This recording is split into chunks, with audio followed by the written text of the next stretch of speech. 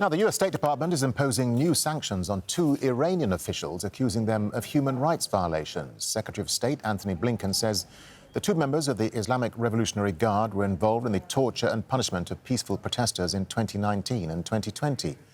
Blinken says the two interrogators, along with their families, will be banned from entering the United States. Sanctions come amid international efforts to bring the US and Iran to the negotiating table. Let's bring in Sigurd Neubauer. He's a political analyst and an expert on Iranian and Gulf affairs. He joins us via Skype from Washington, D.C. Sigurd, good to have you back. So the US is now sanctioning these two Iranian interrogators. How significant is this, and what sort of message is Washington trying to send here, do you think?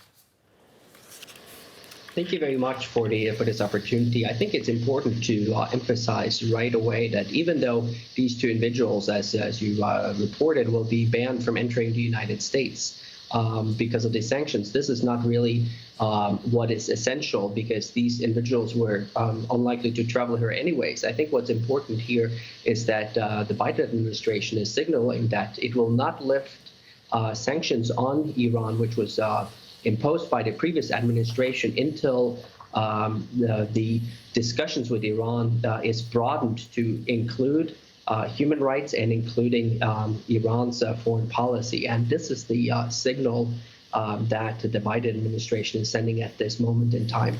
Yeah, and that's an important point you make, Sigurd, because the US says this is about human rights abuses, but the context of this seems to be two contrasting paths. I mean, one about human rights and the other about nuclear deal talks. Can these two sit together, do you think? Well, I think from an Iranian perspective, the American initiative just today is another setback, because Iran would like to strictly adhere to the JCPOA of 2015 and not broaden the scope of the discussions. I think from the American perspective, things have changed, and that is that in 2015, when the United States and its partners in the UN Security Council, plus Germany, signed the JCPOA, there was a belief and there was a hope that the JCPOA would lead to greater confidence between Iran and the United States, and that Iran in return would change its regional foreign policy postures. That has not happened. So now the political consensus in the Biden administration seems to be that the status quo of 2015 is not sustainable. So therefore, what the United States is trying to do is to put in additional pressure on the Iranian government while they have the sanctions in place, to try to bring Iran not just to the negotiations table over the JCPOA and the nuclear file, but also over human rights and other regional activities.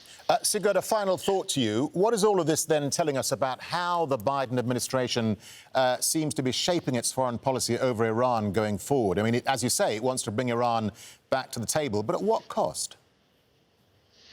Well, I think that human rights is something that is important not just for Iran, but also for other Arab states. We have seen that President Biden has personally emphasized the deficit of human rights in the portfolio of President Trump. This is something that he would like to course correct, and Iran is just the latest country where human rights will be added to the agenda. This is not to politicize the issues, but rather to have a government-wide approach to human rights across the region. Sigurd Neubauer, always good to get your thoughts. Thank you very much indeed for talking to Al Jazeera. Thank you. Thank you.